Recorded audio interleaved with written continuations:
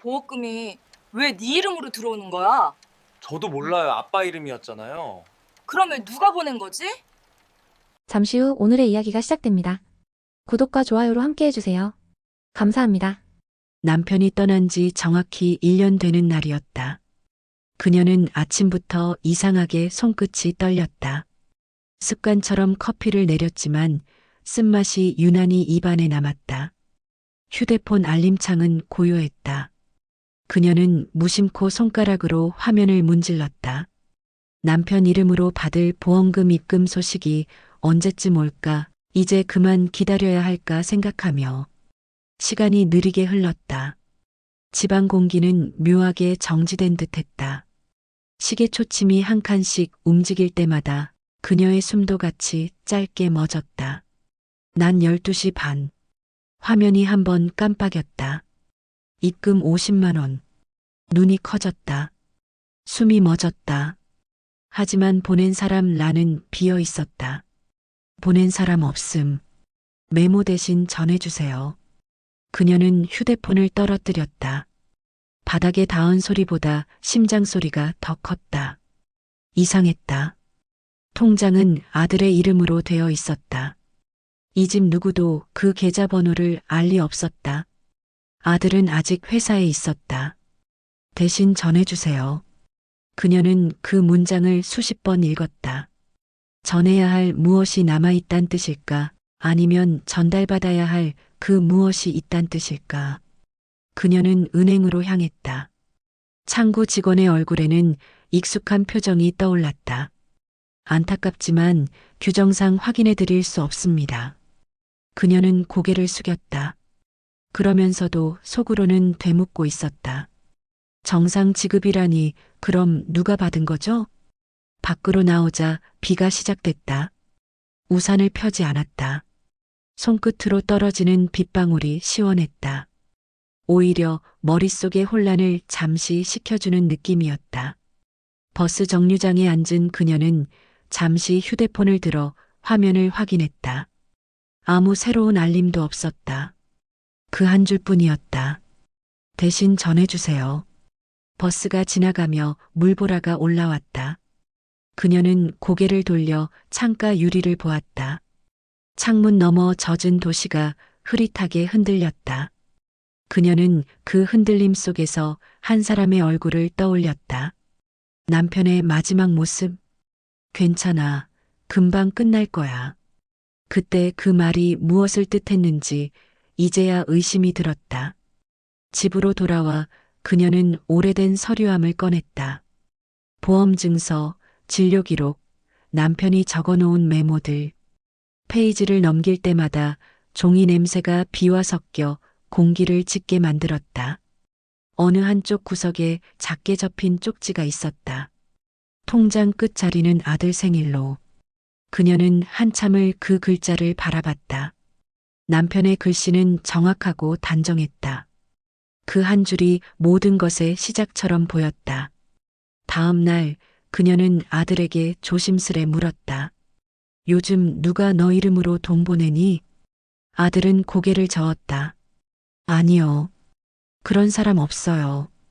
그녀는 웃으며 넘겼다. 하지만 그 웃음은 낯설었다. 마음속에서는 다른 목소리가 속삭였다. 남편이 남긴 게 아니라면 누가? 그 이후로 매달 같은 날, 같은 시각, 같은 금액이 입금되었다. 한치의 오차도 없이. 그녀는 그날을 기억 날짜라 불렀다. 기억이 입금되는 날. 그 돈은 사용하지 않았다. 오히려 봉투에 적어 차곡차곡 쌓았다. 1회차, 2회차, 3회차. 봉투가 12개 쌓일 무렵 마음속엔 의문이 더 무겁게 쌓였다. 누군가 계속 지켜보고 있다. 그녀는 가끔 그런 느낌을 받았다. 길을 걷다가 뒤돌면 사람은 없었다. 하지만 그 느낌은 사라지지 않았다. 빗소리 틈에서, 냉장고 소리 사이에서 누군가 말하는 듯한 기분. 전해달라니까. 그 속삭임이 점점 선명해졌다. 어느 밤 그녀는 결심했다. 모든 입금 내역을 출력해 보관하기로.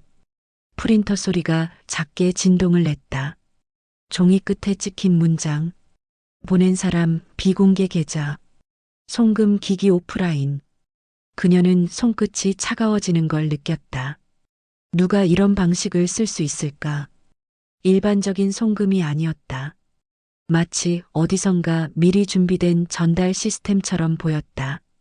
그녀는 마지막 페이지에 짧게 적었다. 이 돈의 의미를 찾아야 한다. 그리고 날짜를 적었다. 남편 사망 일주기 조사 시작. 그날 밤 비가 다시 내렸다. 거실 불빛이 창가에 흩어졌다. 그녀는 창문 밖을 보며 속삭였다. 당신이 맞다면 이제 그만 보내요. 그러나 다음 달에도 알림은 왔다. 입금 50만 원 보낸 사람 없음, 메모 대신 전해주세요. 그녀는 웃었다. 이번엔 무섭지 않았다. 오히려 어딘가 따뜻했다. 아마도 그 메모는 그녀에게 남긴 마지막 대화였는지도 모른다. 그 메시지에 답해야 할 차례가 온 것 같았다. 남편이 세상을 떠난 지 꼭 1년이 지났다. 그리고 이상한 돈은 12번 빠짐없이 들어왔다.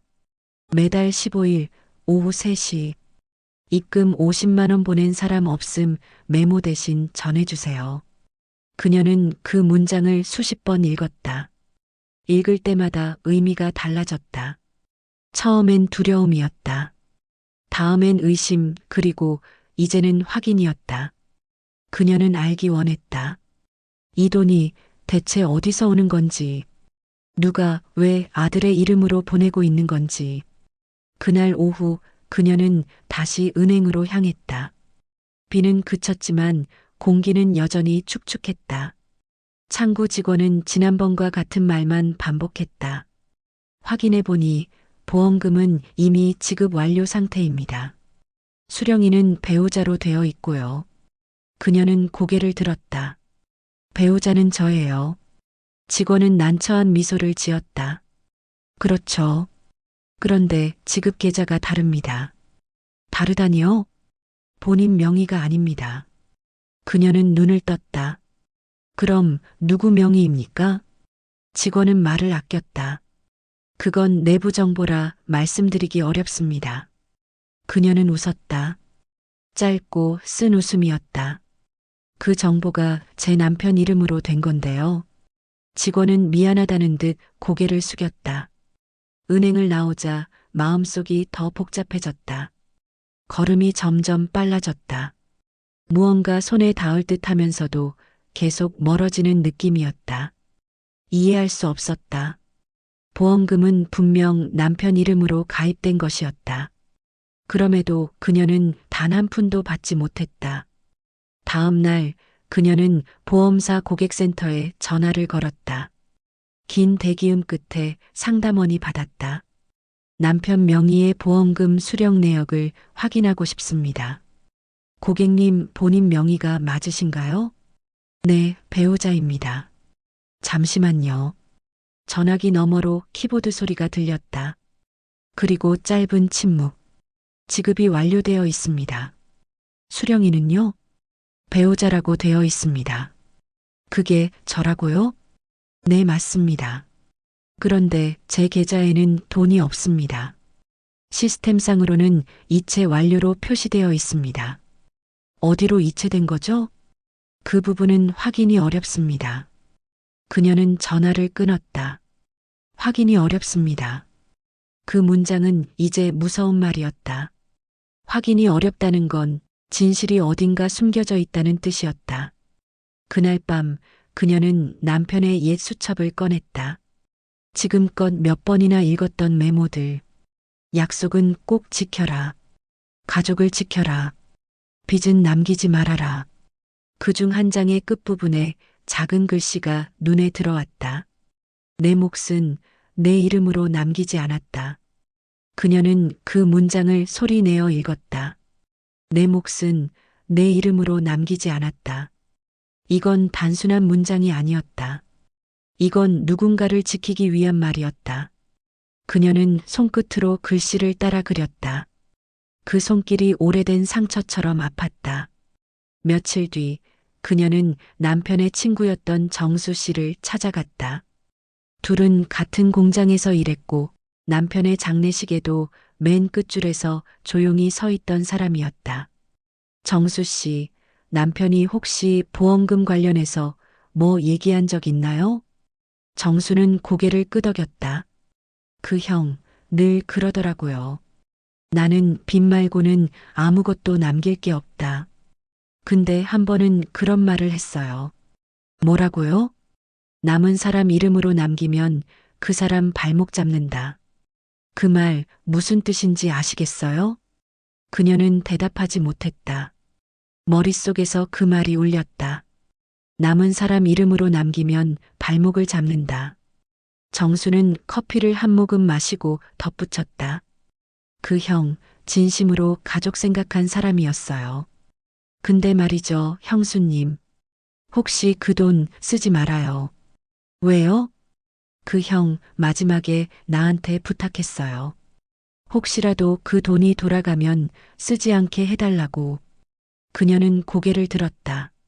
그럼 그 돈이 진짜 그 사람 건가요? 정수는 대답하지 않았다. 그의 눈빛이 모든 걸 대신했다. 집으로 돌아오는 길, 비가 다시 내렸다. 길 위 가로등 불빛이 물에 젖은 도로 위에서 흔들렸다. 그녀는 그 불빛을 따라 걸었다. 한 걸음, 두 걸음, 발자국마다 물이 튀었다. 그 소리가 이상하게도 위로처럼 들렸다. 그날 밤 그녀는 잠을 이루지 못했다. 침대맡 탁자 위에 통장과 휴대폰을 올려두었다. 진동이 울리지 않아도 손끝으로 그 무게를 느낄 수 있었다. 다음 날 아침 그녀는 결심했다. 이제 직접 확인하자. 보험사 본사에 직접 가보기로 했다. 서류를 챙기고 남편의 사망신고서, 혼인관계 증명서, 그리고 문제의 입금 내역을 전부 인쇄해 넣었다. 접수 창구에서 젊은 직원이 서류를 받으며 말했다. 확인까지 일주일 정도 걸립니다. 그녀는 고개를 끄덕였다. 기다릴게요. 돌아오는 길, 바람이 세게 불었다. 서류 봉투가 휘청거렸지만 그녀는 단단히 쥐고 걸었다. 이제는 단순한 돈 이야기가 아니었다. 그녀는 진실을 붙잡고 있었다. 일주일 후 전화가 왔다. 고객님, 요청하신 자료 확인됐습니다. 네. 보험금은 사망 다음 날 배우자 명의 계좌로 지급된 게 맞습니다. 그녀는 숨을 삼켰다. 그런데요. 직원이 말을 이어갔다. 계좌주 이름이 아드님과 같습니다. 그녀는 순간 아무 말도 할 수 없었다. 직원의 마지막 한마디가 머릿속을 울렸다. 계좌 개설일이 사망 하루 전입니다. 그녀는 수화기를 놓았다. 손끝이 하얗게 질렸다.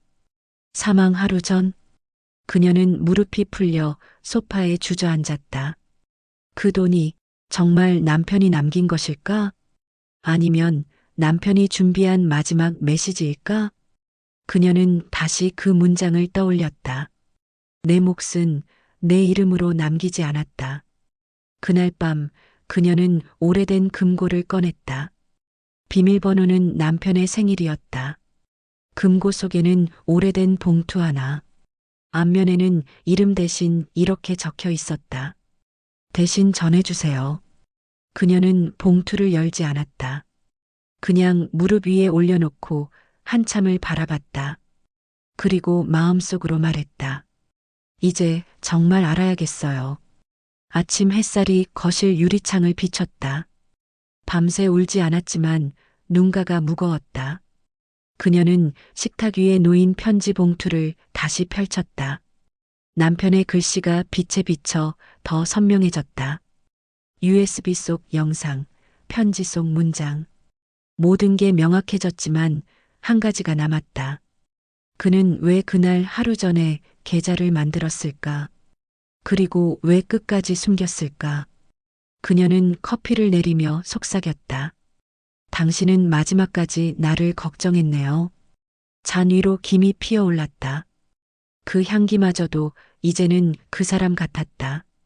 그날 오후 보험사에서 다시 전화가 왔다. 고객님, 확인하신 영상 관련해서 추가 자료 요청하셨죠? 그녀는 고개를 끄덕였다. 네, 남편의 계좌 변경 내역을 알고 싶어요. 직원은 잠시 말을 멈췄다.